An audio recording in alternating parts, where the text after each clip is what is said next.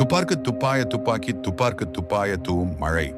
இது திருவள்ளுவர் இயற்றிய திருக்குறள் நூலின் அரசியல் அதிகாரத்திற்குட்பட்ட குறளாகும். பொருள்: மழை பொழிவதன் மூலம் மனிதர்கள் பசுமையாக வாழலாம். மழை பொழிந்தால் பசுமை பெருகும், பசுமை பெருகினால் நிலம் செழிக்கிறது. அதேபோல் ஒருவர் தானம் செய்தால் அவரும் சிறப்படைவார், அதனால் பிறரும் பயனடைவார்கள். சுருக்கம்: மழை எல்லோருக்கும் பயனுள்ளதாக இருக்கிறது. அதுபோல் தர்மத்தையும் தானத்தையும் செய்யும் நபர் தானத்தால் தானும் உயர்வார். ஒரு நாட்டில் அல்லது பகுதியில் ஒவ்வொரு ஆண்டும் கிடைக்கும் மழை பொழிவு ஆனுவல் ரெயின்ஃபால் என்பது பல்வேறு காரணிகளால் மாறுபடும். மழை பொழிவை நிர்ணயிக்கும் காரணிகள்: ஒரு இடத்தின் அகலாங்கம், உயரம் மற்றும் கடலுக்கு அருகாமை.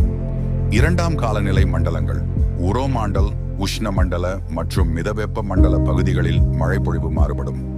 மூன்றாம் மோசூன் மற்றும் காற்றோட்டங்கள்: இந்தியாவில் தென்மேற்கு மற்றும் வடகிழக்கு மோசூன் முக்கிய பங்கு வகிக்கின்றன. நான்காவது உலகளாவிய பருவநிலை மாற்றம்: வெப்பநிலை அதிகரிப்பால் மழைப்பொழிவு மாறிகள் மாறலாம். இந்தியாவில் ஆண்டு மழைப்பொழிவு: மேற்கு கடற்கரை மற்றும் வடகிழக்கு மாநிலங்கள் அதிக மழை 2500 மில்லிமீட்டர் முதல் 4000 மில்லிமீட்டர் வரை.